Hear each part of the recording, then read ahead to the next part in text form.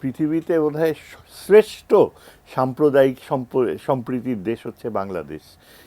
ইন্ডিয়াতে ধারে কাছেও না, ইন্ডিয়াতে হিন্দুরা যারা একটু নিচের জাত তাদের সাথে যে কি অমানবিকভাবে ব্যবহার করা হয়, মুসলমানদের কথা না হয় বাদই দিলাম, তুলসী গ্যাবার্ড যখন ছিল তখনই কিন্তু ওই যে হায়দ্রাবাদে মুসলমানকে মেরে ফেলছে একটা, ওই গরুর ইয়ে নিয়ে যাচ্ছিল, তখনই ঘটছে, কিন্তু তখন তুলসী গ্যাবার্ড একটা কথা বলেনি। সবচেয়ে ইন্টারেস্টিং হলো কলকাতা টেলিভিশন থেকে কিন্তু আজকাল সত্যিটা তুলে ধরছে, সেই আমার নিজের চোখে দেখা, সারাদিন 3 বার দেখাইছে।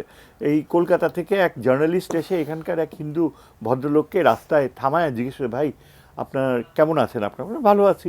আচ্ছা ভাই, আপনার দাদা আপনাকে একটা প্রশ্ন জিজ্ঞেস করি, আপনাকে যদি কলকাতায় ইন্ডিয়াতে যে থাকার অফার দেওয়া হয় আপনি যাবেন?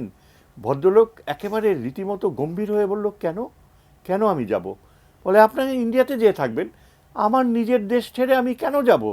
কি আছে ইন্ডিয়াতে যে এই দেশের চেয়ে ভালো? এই এক্স্যাক্টলি এই কথাগুলো বলছে যে কি আছে ভারতে যে আমার এই নিজের দেশের চেয়ে ভালো। ওই প্রশ্ন শুনে না ওই লোক ভ্যাবাচা হয়ে গেছে, এবং কলকাতা টেলিভিশনে এটা অনেকবার দেখিয়েছে। স্যার, যখন আমরা এই হচ্ছে রিয়ালিটি গ্লোবাল পলিটিক্সের কথা যখন বলি, যখন যুক্তরাষ্ট্রকে নিয়ে আমরা অনেক বেশি কনসার্ন, তা কম তো না, তার থেকেও বেশি বলা যায় যে প্রতিবেশী দেশ ভারতকে নিয়ে আমাদের কনসার্ন আসলে সেই জায়গাতে আছে। এখন পর্যন্ত অন্তর্বর্তীকালীন যে সরকার আছে তার সাথে ইন্ডিয়ার সম্পর্কটা আসলে এখন পর্যন্ত কোথায় গিয়ে ঠেকেছে?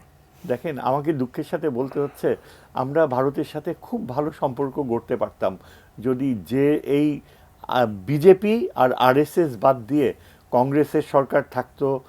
এমনকি বাজপেয়ী যখন প্রধানমন্ত্রী ছিল, তারপর অন্যরা ছিল, এই মনমোহন সিং ছিল, রাজীব, তখন সম্পর্কটা ওই সরকারগুলো থাকলে এক্সেলেন্ট রিলেশন। ইস্যুটা কি স্যার? এখানে প্রবলেম হচ্ছে আরএসএস। সানবিট সব দিবে সামাল। সানবিট ম্যাজিক প্রেস ডিশওয়াশিং এর মাথা ঘোরানো সলিউশন। আরএসএস ইন্ডিয়া যেমন বলে যে বাংলাদেশে মৌলবাদীরা মাথা চাড়িয়ে উঠছে, আমাদের মৌলবাদী মানে কি জামাত মৌলবাদী? জামাত একদম পুরাপুরি একটা আধুনিক দলে পরিণত হইতেছে। জামাত নিজেই বলতেছে যে ইন্ডিয়ার সাথে ভালো সম্পর্ক, কিন্তু আমাদের প্রবলেম হচ্ছে আরএসএস। তারা অখণ্ড ভারতে বিশ্বাস করে সরাসরি।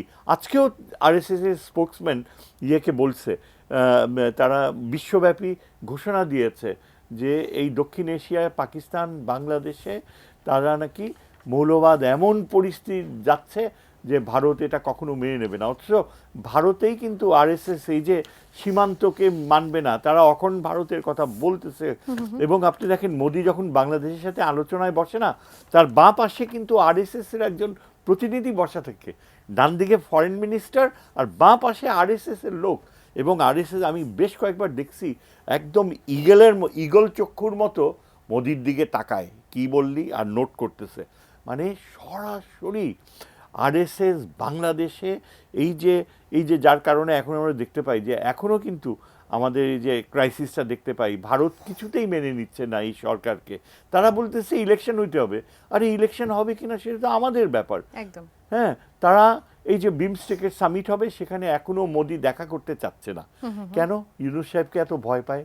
ইউনূস সাহেব কি তাকে কোনো কিছু বলছে? বারবার আমন্ত্রণ করছে।